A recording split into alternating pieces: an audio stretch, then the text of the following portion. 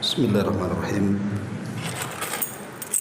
Assalamualaikum warahmatullahi wabarakatuh.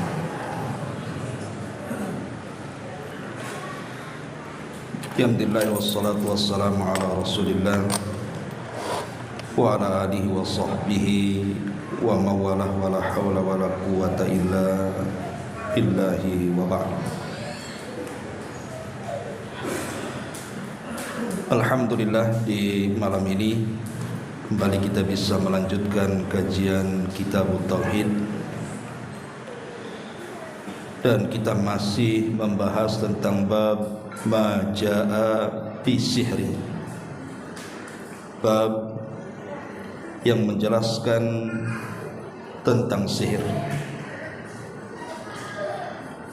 Dan pada minggu-minggu yang lalu kita sudah menjelaskan satu dalil dari Al-Quran, surah An-Nisa atau surah Al-Baqarah ayat 102 dan juga An-Nisa 51. Dan kita masuk pada hadis Nabi SAW, hadis dari Abi Hurairah radhiyallahu anhu. Kita baca hadisnya dan beberapa asar dari sahabat Nabi. An Abi Hurairah radhiyallahu anhu anna Rasulullah sallallahu alaihi wasallam qala ijtanibu sab'al mubiqah. Qalu ya Rasulullah wa ma hunna? Qala asyirku billahi was-sihru wa qatlu nafsi allati harramallahu illa bilhaq wa aqlu riba wa aqlu malil yatim wa tawalli yawmaz zahfi wa qadful muhsanatil ghafilatil mu'minat. Dari Abu Hurairah radhiyallahu anhu, dia berkata bahwa Nabi sallallahu alaihi wasallam bersabda, jauhi oleh kalian 7 perkara yang membinasakan kalian. Sahabat bertanya, wahai Rasul, apa 7 perkara itu? Maka Nabi SAW mengatakan, kesyirikan kepada Allah, kemudian sihir, kemudian membunuh jiwa yang Allah haramkan kecuali dengan kebenaran, kemudian memakan riba, memakan harta anak yatim, lari pada waktu peperangan, dan menuduh wanita baik-baik yang lalai dan dia seorang wanita mukminah dengan tuduhan zina. Wa an Jundab marfu'an haddus sahiri dharbatun bisayfi, rawahu Tirmidzi wa qala as-sahih annahu mauqufun. Dari Jundub radhiyallahu an secara marfu sampai kepada Nabi sallallahu alaihi wasallam, Rasul bersabda, hukuman penyihir itu dipenggal dengan pedang. Hadis ini dikeluarkan Imam Tirmidzi dan dia berkata yang sahih mauquf kepada Jundub. Wa fi sahihil Bukhari an Bajalah ibni Abdah qala, dia mengatakan, kataba Umar bin Khattab radhiyallahu an iqtulu kulla sahirin wa sahiratin, qala faqatalna thalatha sawahir. Sebutkan dalam Sahih Bukhari dari Bajalah ibn Abdah, dia mengatakan Umar radhiyallahu an pernah menulis surat, dan isi suratnya, bunuhlah setiap tukang sihir laki-laki atau perempuan. Maka Bajalah mengatakan, kami pun membunuh 3 orang penyihir. Wasaha an Hafsah radhiyallahu anha annaha amarat biqatli jariyatin laha saharatha faqutilat. Dan telah sahih daripada Hafsah putri Umar radhiyallahu an bahwa dia pernah memerintahkan untuk membunuh budak wanitanya yang telah menyihirnya, maka wanita itu pun dibunuh. Wa kadzalika sahha an Jundab qala Ahmadu an thalathati min ashabin Nabi sallallahu alaihi wasallam. Begitu juga telah sahih dari Jundab, Imam Ahmad berkata dari 3 sahabat Nabi sallallahu alaihi wasallam yang telah membunuh tukang sihir. Baik, ma'asyiral muslimin wal muslimat rahimani wa rahimakumullah. Hadis Nabi sallallahu alaihi wasallam dan beberapa asar dari sahabat Rasul menunjukkan tentang bahaya sihir. Karena dalam hadis Abi Hurairah radhiyallahu anhu, Nabi sallallahu alaihi wasallam mengatakan ijtanibu sab'al mubiqat. Jauhi oleh kalian 7 perkara yang membinasakan di sini. Maksudnya yang membinasakan karena 7 perkara ini termasuk dari dosa-dosa besar. Kemudian Nabi SAW mengurut, lah yang paling besar adalah kesyirikan kepada Allah Subhanahu wa taala. Kemudian Nabi SAW menyebutkan yang keduanya adalah sihir. Karena sihir ini kekufuran. Ma'asyiral muslimin yang dimuliakan Allah Subhanahu wa taala, sebagian para ulama ketika menghukumi tentang para pelaku sihir, di antaranya dikatakan oleh Imam Ibnu Qudamah rahimahullahu taala, inna ta'allumas sihri wa ta'limahu haramun la na'lamu fihi khilafan baina ahli ilmi. Kata Imam Ibnu Qudamah, sesungguhnya seseorang yang mempelajari sihir ataupun mengajarkan sihir, maka kami tidak mengetahui ada khilaf tentang keharamannya dari kalangan para ulama. Kemudian dia mengatakan, qala ashabuna, berkata para sahabat-sahabat kami, wa yakfuru sahiru bi ta'allumihi wa fi'lihi sawa'un i'taqada tahrimahu au ibahatahu. Kata Imam Ibnu Qudamah berkata, para sahabat kami maksudnya dari ulama-ulama Hambali, tukang sihir itu dianggap kafir ketika dia mempelajarinya atau ketika dia mempraktekannya, baik dia meyakini keharamannya ataupun tidak meyakini keharamannya. Pokoknya semata-mata belajar sihir atau mempraktekannya, maka dia telah kufur. Kemudian juga dikatakan oleh Al-Imam Al-Qurtubi rahimahullahu ta'ala, kata Imam Qurtubi, as-sihru la yatimmu illa ma'al kufri wal istikbari au ta'zimi syaitani. Fasihru idzan dalun 'alal kufri ala hadza takdir. Kata Imam Qurtubi rahimahullahu taala, sihir ini tidak akan sempurna kecuali di dalamnya ada kekufuran, kesombongan dan pengagungan terhadap syaitan. Dari sini sihir menunjukkan tentang kekafirannya. Kenapa tukang sihir itu sampai ke tingkat kafir, keluar dari Islam? Kata Imam Al-Qurtubi rahimahullahu ta'ala, karena tidak lepas dari 3 perkara. Pertama, kekufuran. Yang kedua, kesombongan. Yang ketiga, pengagungan terhadap syaitan. Makanya tukang sihir itu kufur. Kemudian juga dikatakan oleh Imam Ahmad Ibnu Hamdan Al-Hambali, dia mengatakan as-sihru thabitun mawjudun lahu haqiqatun lakinnahu haramun yakfuru muallimuhu wa muta'allimuhu.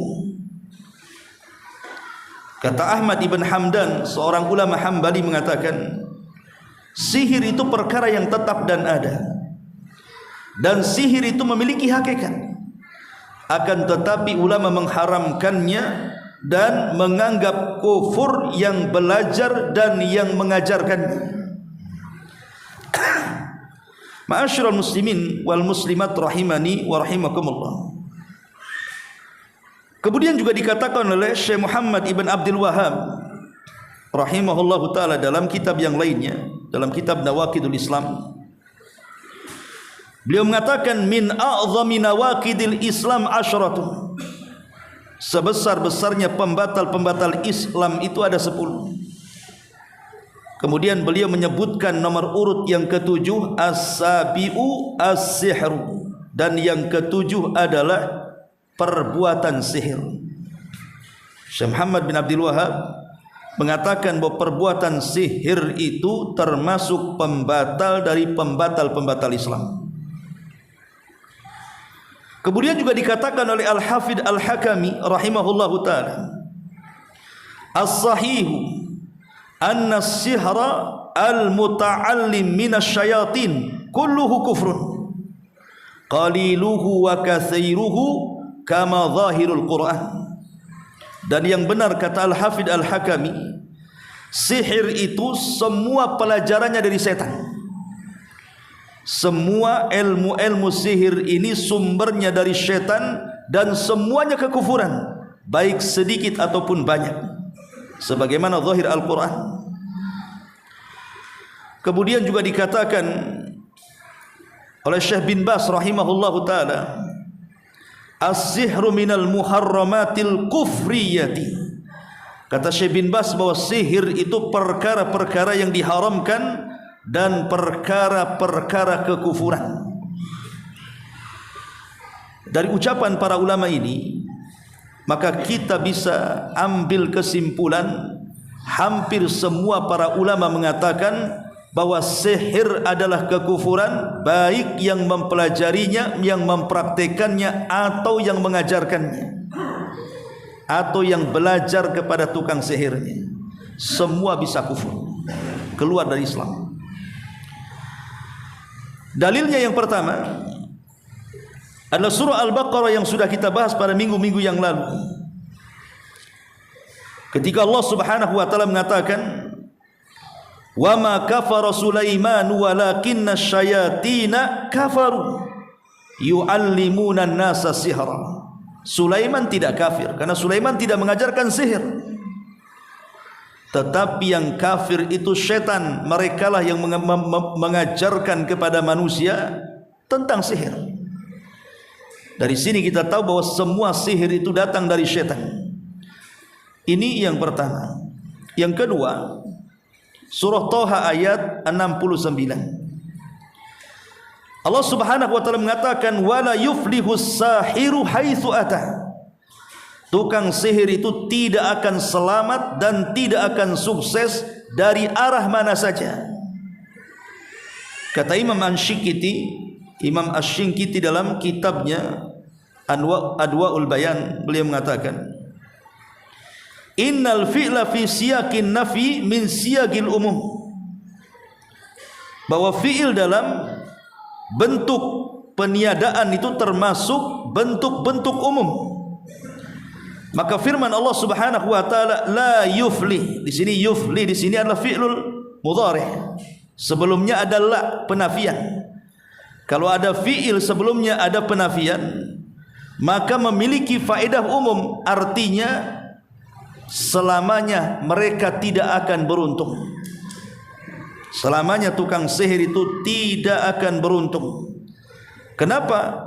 Karena sihir itu tidak ada kebaikan, bahkan masuk dalam kekafiran. Yang ketiga, Nabi SAW ketika menyebutkan 7 perkara yang membinasakan, menyebut satu nafas antara syirik dan sihir.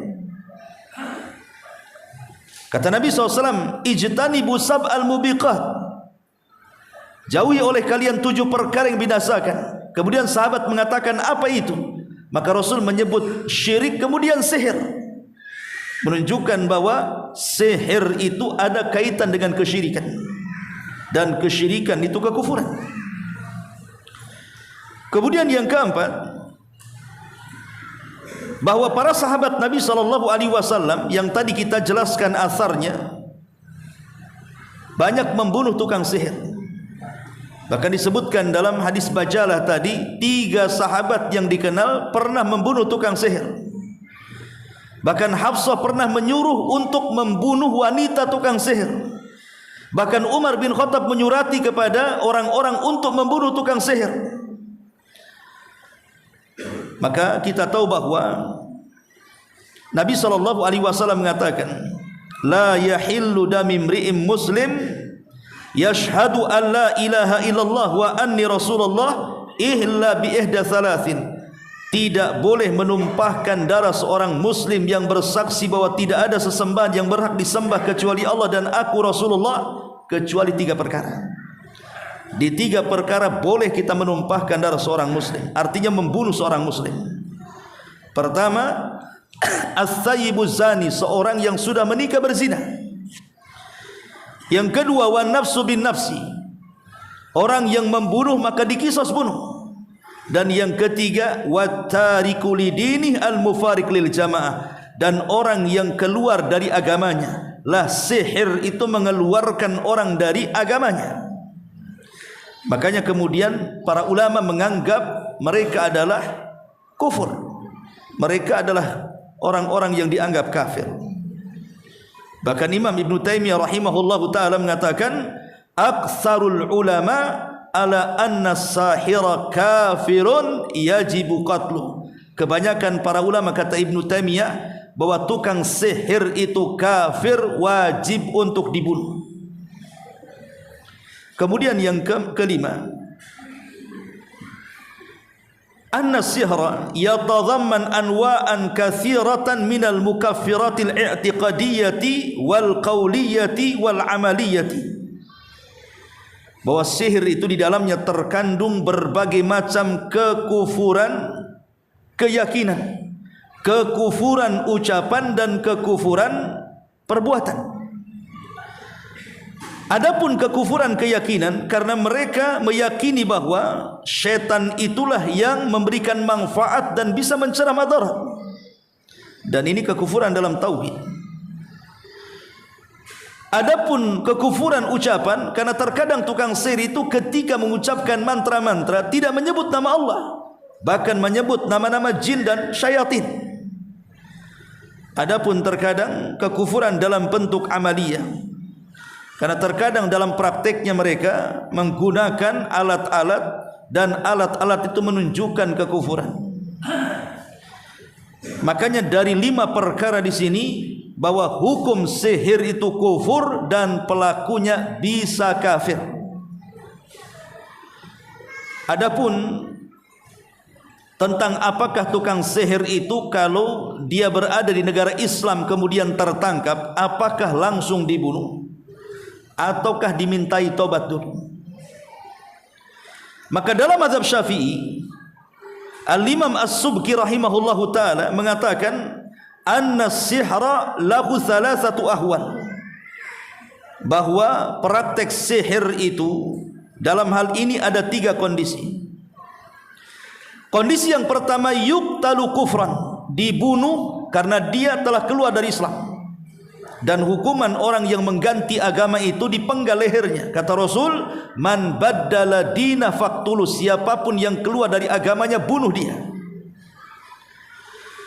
Kondisi yang kedua, yuqtalu qisasan, dibunuh karena bentuk qisas. Karena tukang sihir ini terkadang bisa membunuh orang. Karena dia membunuh maka harus dibunuh dalam Islam. Dan yang ketiga, la yuqtalu aslan bal yu'azzar, tidak boleh dibunuh tetapi dikembalikan kepada kebijakan negara. Kalau kata negara Islam bunuh, bunuh. Kalau kata negara Islam penjarakan, penjarakan. Ma'asyiral muslimin wal muslimat rahimani wa rahimakumullah. Tetapi pendapat yang lain seperti Abu Hanifah, kemudian Imam Malik, kemudian Imam Ahmad, bahkan dinyatakan sebagai pendapat mayoritas para ulama, bahwa tukang sihir itu ila wujubi qatlis sahiri min ghairi istitabatin, bahwa kalau tertangkap tukang sihir itu wajib langsung dibunuh dan tidak boleh dimintai tobat. Tangkap, eksekusi, nggak ada cerita. Ini pendapat Imam Malik, Imam Abu Hanifah dan Imam Ahmad, dan ini pendapat jumhur mayoritas para ulama. Kenapa demikian? Karena dahsyatnya kemungkaran tukang-tukang sihir itu. Selain kekufuran, kezaliman, kemungkaran, macam-macam ada pada tukang sihir. Dan pendapat ini dikuatkan oleh sahabat Rasul seperti Umar bin Khattab, memfatwakan bunuh tanpa dimintai tobat. Kemudian juga putranya Ibnu Umar, kemudian putrinya Hafsah, kemudian Abu Musa al-Ash'ari, dan juga Al-Imam Al-Qurtubi rahimahullahu ta'ala menisbatkan ada 7 para ulama tabi'in juga menguatkan pendapat ini. Tangkap, bunuh, tidak dimintai tobat, karena kemungkaran yang besar dari tukang-tukang sihir ini. Ma'asyiral muslimin wal muslimat rahimani wa rahimakumullah. Kenapa sihir ini sangat bahaya, ikhwatu fiddin yang dimuliakan Allah Subhanahu wa taala? Karena hakikat sihir itu di dalamnya tidak ada pengagungan kepada Allah Subhanahu wa taala, bahkan cenderung merendahkan Allah. Allah Subhanahu wa taala berfirman, "Ma lakum la tarjuna lillahi waqara wa qad khalaqakum atwara." Kenapa kalian tidak mengagungkan Allah dengan sebenar-benar pengagungan, kata Allah. Padahal Allah sudah menciptakan kalian dalam tahapan-tahapan tertentu. Ayat ini cocok untuk tukang sihir, karena mereka memang dalam prakteknya tidak ada pengagungan kepada Allah. Bahkan mereka menganggap setan itu lebih kuat dibandingkan Allah Subhanahu wa taala, sehingga mereka meminta kekuatan kepada setan bukan kepada Allah. Makanya kenapa kemudian sihir ini sangat keji, karena tidak ada pengagungan sedikit pun kepada Allah Subhanahu wa taala. Yang ada adalah mengolok-olok Allah Subhanahu wa taala dengan mengolok-olok ayat-ayatnya. Terkadang menulis ayat kursi dengan darah haid, terkadang menginjaknya, terkadang memberikan kotoran di atas Al-Quran, dan begitu seterusnya. Ini merendahkan Allah. Makanya sihir itu sebuah kekejian.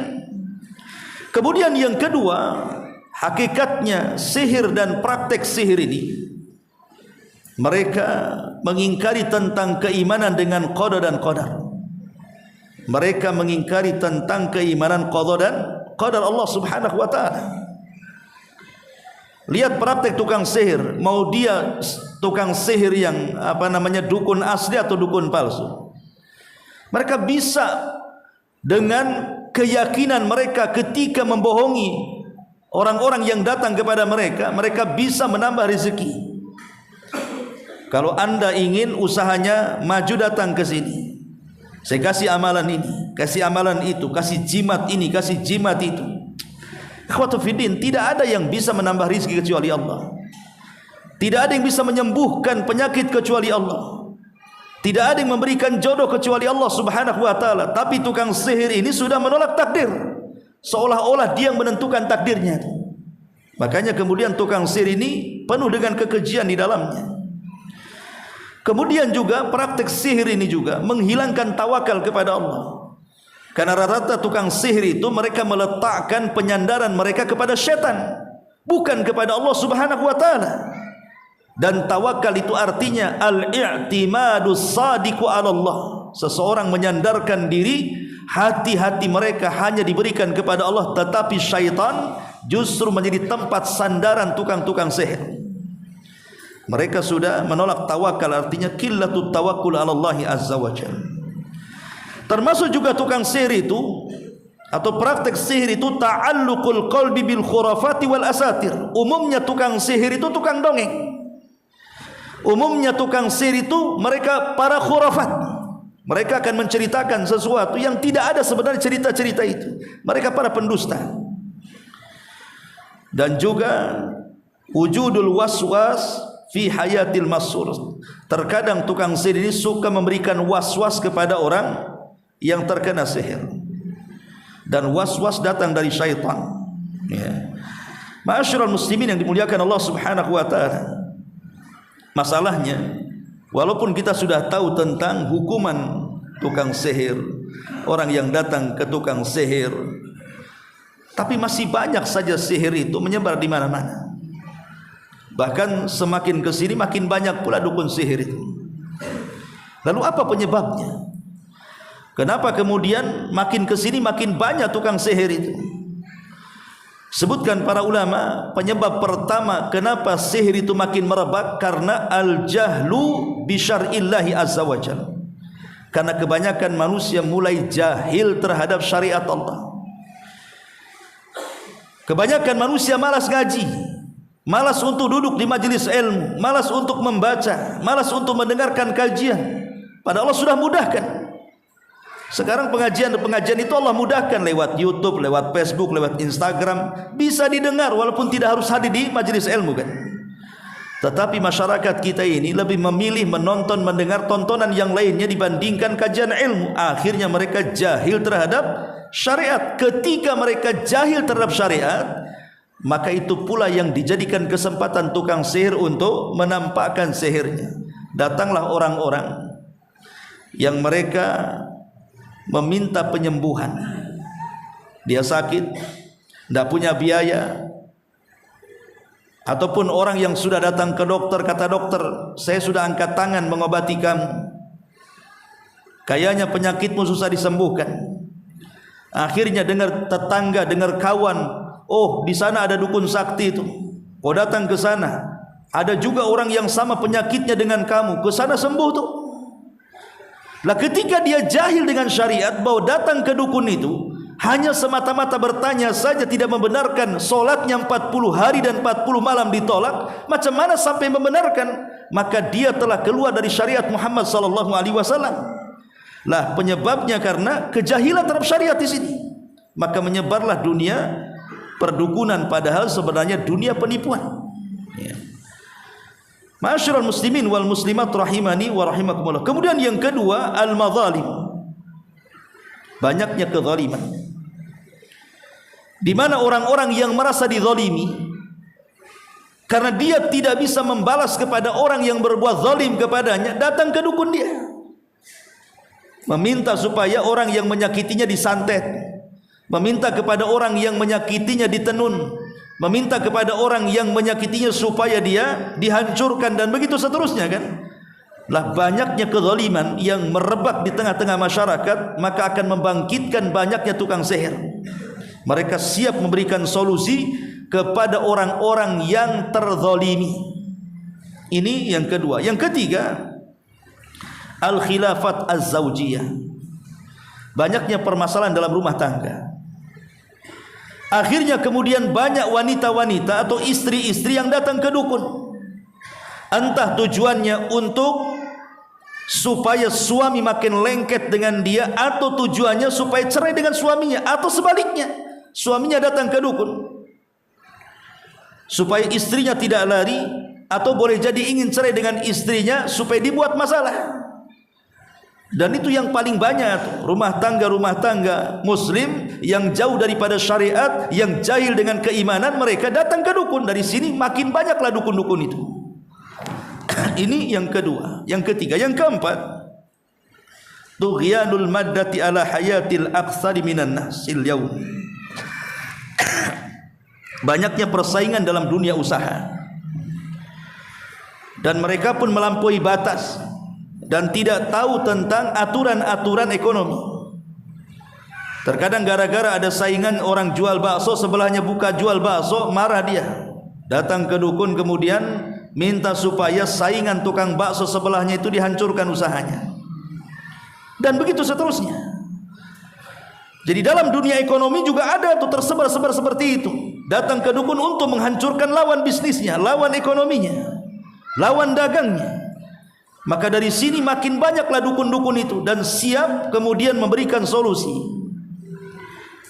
Kemudian juga yang kelima, ausaul qanawat, tersebarnya dunia elektronik, dunia medsos, ya. Sehingga yang dulunya tidak ada YouTube sekarang ada YouTube, dulu tidak ada Facebook sekarang ada Facebook, dulu tidak ada Instagram sekarang tidak ada Instagram, dulu tidak ada Twitter sekarang ada Twitter, dan macam-macam, ada TikTok dan yang semacamnya. Sehingga dukun-dukun itu hari ini mudah mempromosikan dirinya. Kalau dulu itu mempromosikan sesuatu itu sulit kan begitu. Sekarang tidak perlu dari rumahnya saja dia bisa mempromosikan, bahkan dia melakukan praktek perdukunan dan bisa live ditonton manusia. Maka makin banyak orang yang terbohongi dengan praktek-praktek perdukunan.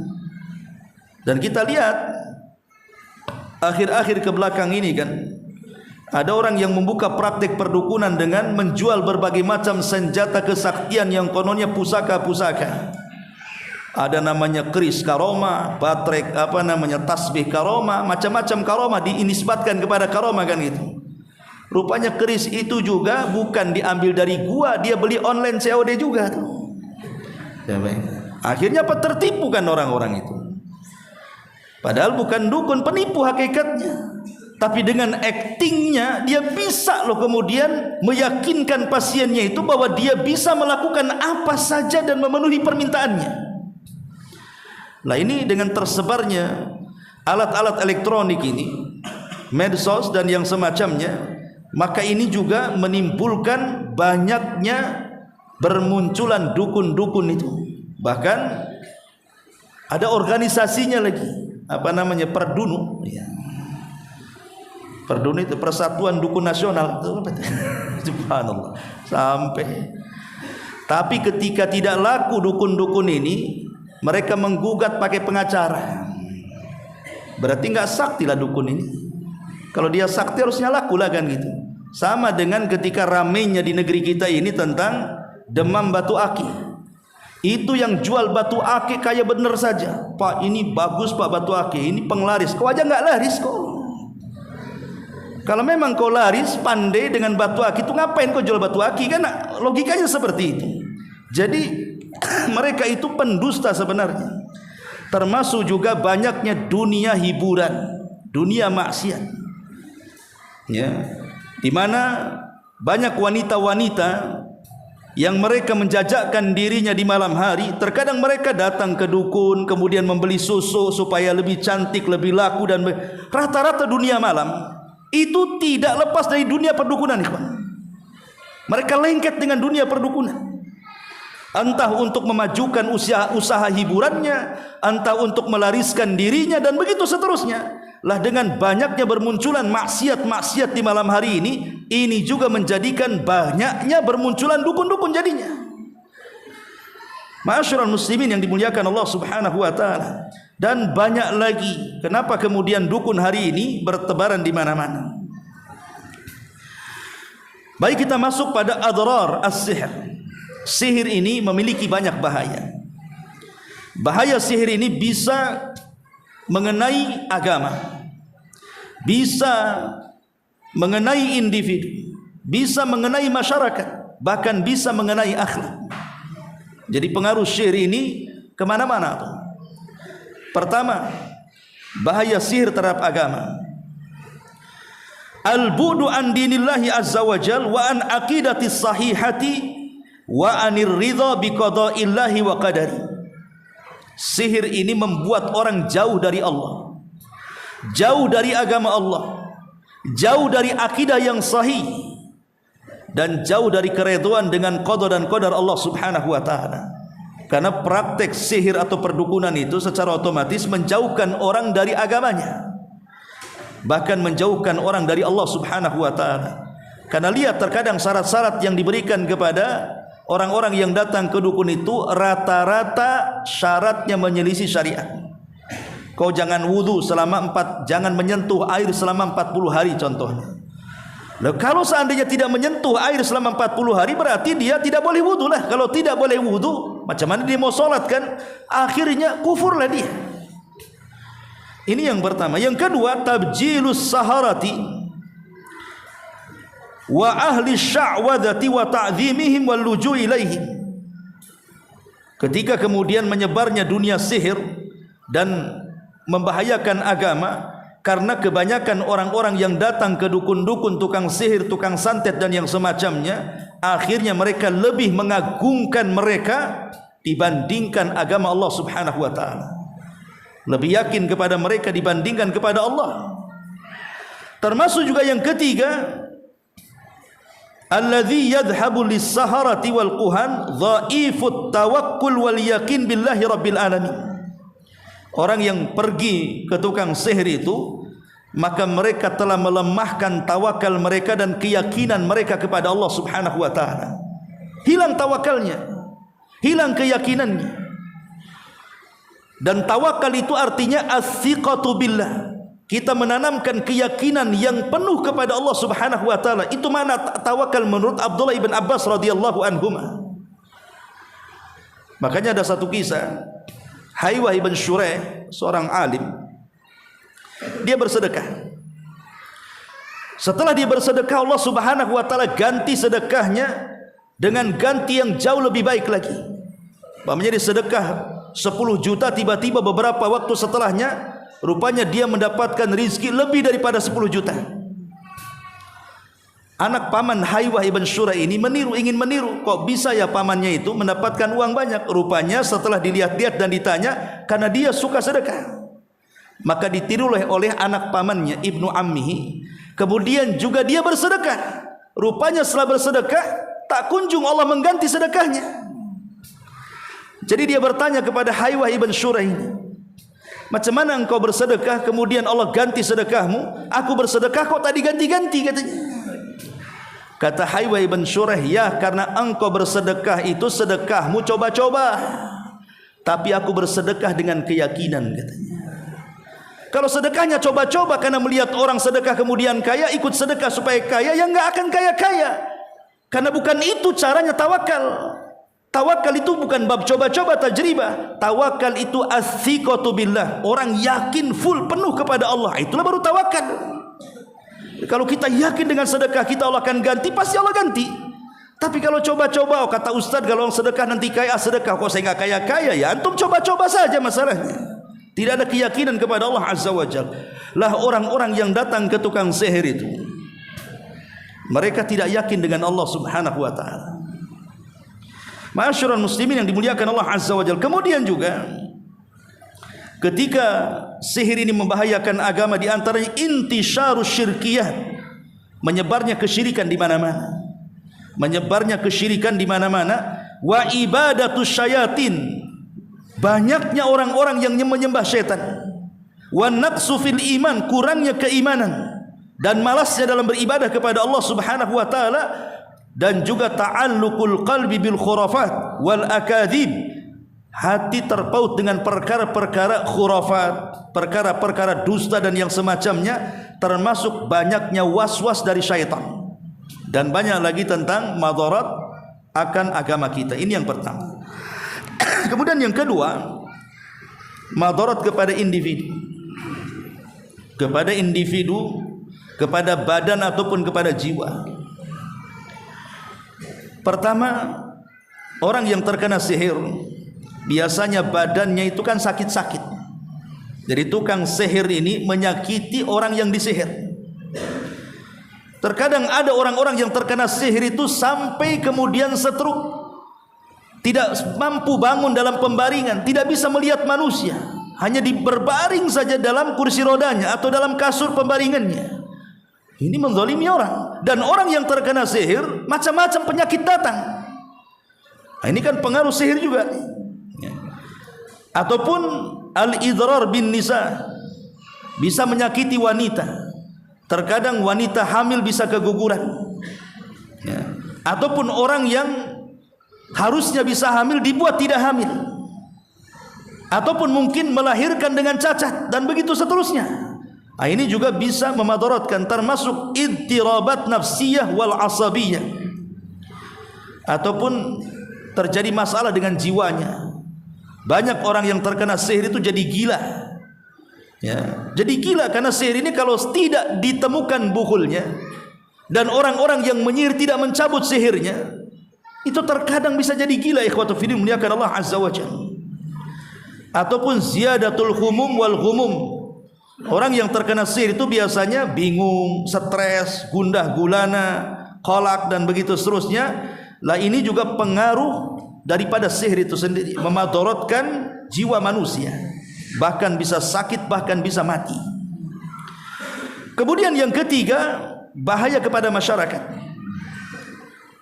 Di antaranya adalah al-adawatu wal baghdha bainal muslimin. Terjadinya permusuhan di antara kaum muslimin. Terkadang ibu dengan anaknya, ayah dengan anaknya, saudara dengan saudaranya, tetangga dengan tetangganya bisa musuhan loh gara-gara sihir. Artinya sihir itu bisa menjadikan permusuhan di antara kaum muslimin, baik dalam bentuk keluarga, tetangga ataupun kawan-kawan kita. Karena sihir ini kan tidak mesti perintah ataupun dikirim. Terkadang syaitan itu sengaja membuat penyakit dalam mata-mata yang hasad, penyakit ain, dan ain itu bagian daripada sihir. Jangan salah, orang-orang yang hasad itu sebagian mereka ada setan yang bertengger di kedua matanya, kemudian menimbulkan penyakit ain. Lah penyakit ain ini kata Rasul, kebanyakan orang mati, mayoritas orang mati di dunia ini gara-gara kena ain. Ingat ya, kebanyakan mayoritas orang yang meninggal di dunia ini gara-gara penyakit ain. Cuman kita tidak sadar saja. Mungkin matanya orang hasad melihat kita yang tadinya kita jarang sakit, akhirnya sakit-sakitan. Ya. Lah, kemudian dengan sakit-sakitan ini makin parah, kemudian mati. Kenapa Nabi SAW sampai mengajarkan kepada kita doa-doa supaya kita berlindung kepada Allah dari penyakit ain ini? Karena kebanyakan orang mati itu gara-gara ain masalahnya. Ini kan bahaya sihir, ya kan? Termasuk juga bahaya sihir di masyarakat itu man'uz zawaj. Orang yang banyaknya orang tidak mau menikah. Ada orang-orang yang tidak mau menikah. Itu ada dua, kalau ada anak muda atau anak gadis sudah tua kok enggak menikah, boleh jadi dua perkara. Pertama, mungkin dia punya kelainan. Ya, punya kelainan atau penyakit. Yang kedua, atau dia kena sihir. Kena sihir. Kecuali kalau dia itu memang menyibukkan dengan ilmu dan mengajarkan ilmu. Seperti banyak para ulama yang mereka tidak menikah, seperti Ibnu Taimiyah tidak menikah. Kemudian juga Imam Nawawi tidak menikah, dan banyak para ulama yang sampai tua tidak menikah sampai meninggal karena mereka disibukkan dengan belajar dan berdakwah. Kemudian juga di antara bahayanya adalah hadmul buyut wa muba'adatu bainal azwaj. Banyaknya perceraian di dalam rumah-rumah kaum muslimin itu karena sihir. Banyaknya keretakan, banyaknya perceraian, bahkan banyaknya anak yang durhaka dengan orang tua atau sebaliknya, itu terkadang disebabkan karena sihir. Ini secara umum bahaya di masyarakat. Kemudian bahaya secara akhlak. Bahaya secara akhlak. Menimbulkan asyarr wal khabatsu haitsu ma kana wa yakrahul amn wat tuma'nina. Terkadang orang yang terkena sihir itu ada yang bawaannya itu berbuat jahat, tidak ada ketenangan, dan dia membenci kepada orang lain, dan itu akhlak yang buruk akibat terkena sihir. Ataupun itharul fawahish, tersebarnya fahisha perzinahan dan yang semacamnya, terkadang itu terkena sihir. Dan banyak lagi karena sudah azan, ya. Adapun bagaimana cara menghadapi sihir, insyaallah kita lanjutkan minggu depan. Subhanakallahumma bihamdika asyhadu an la ilaha illa anta astaghfiruka wa atubu ilaik. Allahu ta'ala alam. Assalamualaikum warahmatullahi wabarakatuh.